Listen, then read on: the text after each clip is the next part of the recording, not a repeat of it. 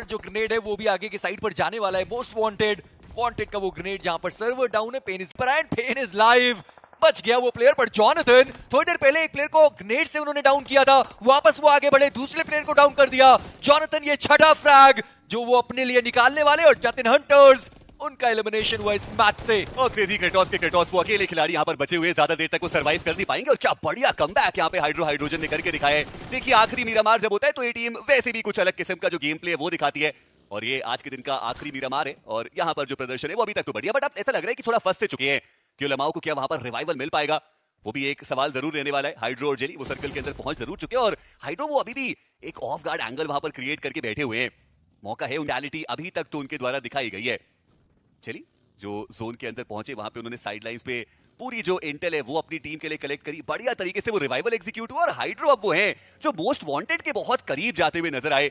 Jonathan वो भी circle के अंदर पहुंच गए, और मोस्ट वांटेड की स्क्वाड उनको थोड़ा रिट्रीट करना पड़ा, जोन को उन्होंने प्रायोरिटाइज करा, और मेरे ख्याल से वो एक बेहतर स्ट्रैटेजी भी। जहां पर जॉनथन उनको पता है कि डिप के अंदर वो प्लेयर्स हैं, थोड़ी देर पहले ही तो वहां पर आए थे, और अब ग्रेनेड से स्वागत करने के लिए तैयार।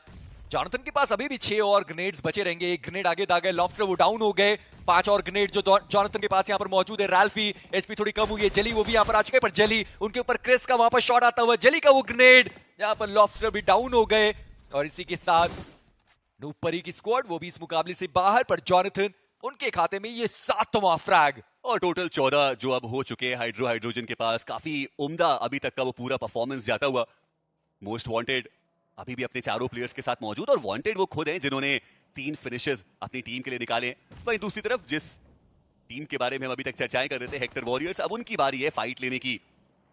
जॉनथन वो अपनी टीम से सबसे आगे है, और बाकी के 3 प्लेयर्स जो हमें देखने को मिल रहे हैं हेक्टर वॉरियर्स की, वो अभी भी थोड़ा कन्फाइंड स्पेस में मौजूद है। हालांकि अच्छी बात यह है कि जो इंटेल है वो उनके पास बेहतर मौजूद। वांटेड एक ग्रेनेड उनके हाथ में, बट वो खिलाड़ी पीछे की तरफ चला गया, और अब थोड़ी स्टेलमेट सिचुएशन यहाँ पे जरूर बनने वाली है।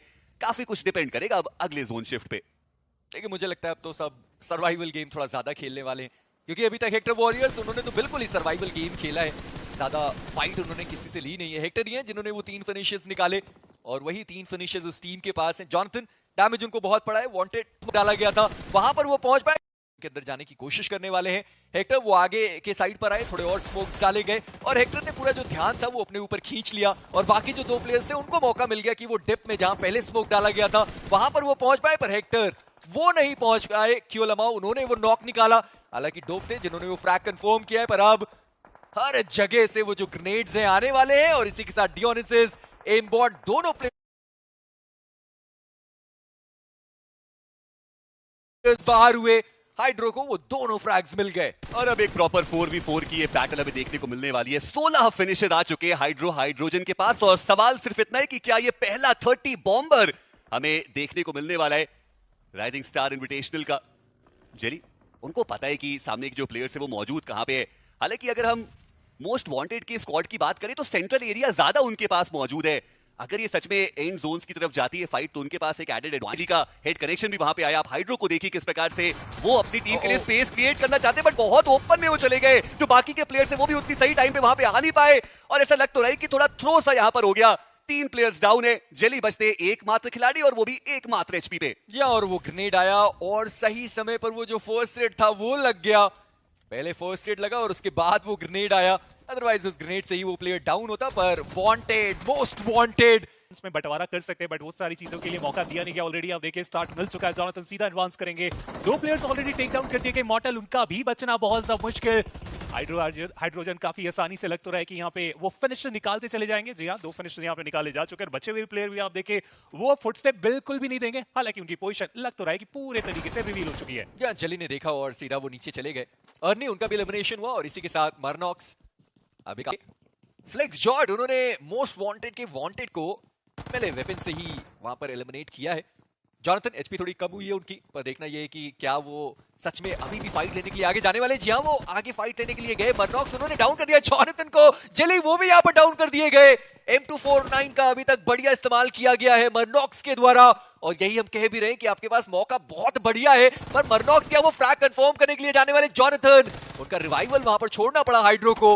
पर मरनॉक्स M249 अभी भी 29 गोलियां हैं। एक और प्लेयर जिनकी एचपी वहां पर डाउन हुई है, जॉनथन, वो क्या एलिमिनेट हो सकते हैं, पर जो तीसरा प्लेयर है उनको भी यहां पर डाउन कर दिया गया। मरनॉक्स 7 गोलियों के साथ खिलाड़ी बचा हुआ, अगर रीलोड हो गया तो मुश्किलें उनके लिए ज्यादा होने वाली है, पर वो रीलोड नहीं कर पाए। और हाइड्रो, उन्होंने मरनॉक्स को डाउन किया है, पर मरनॉक्स रावण क्या वो प्लेयर खेल कर गया, 3 प्लेयर्स डाउन कर दिए।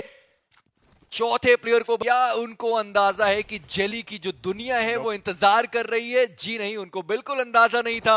इमॉर्टल डाउन हुए और अब बचे रहेंगे 3 प्लेयर्स मरनॉक्स रीपर्स के।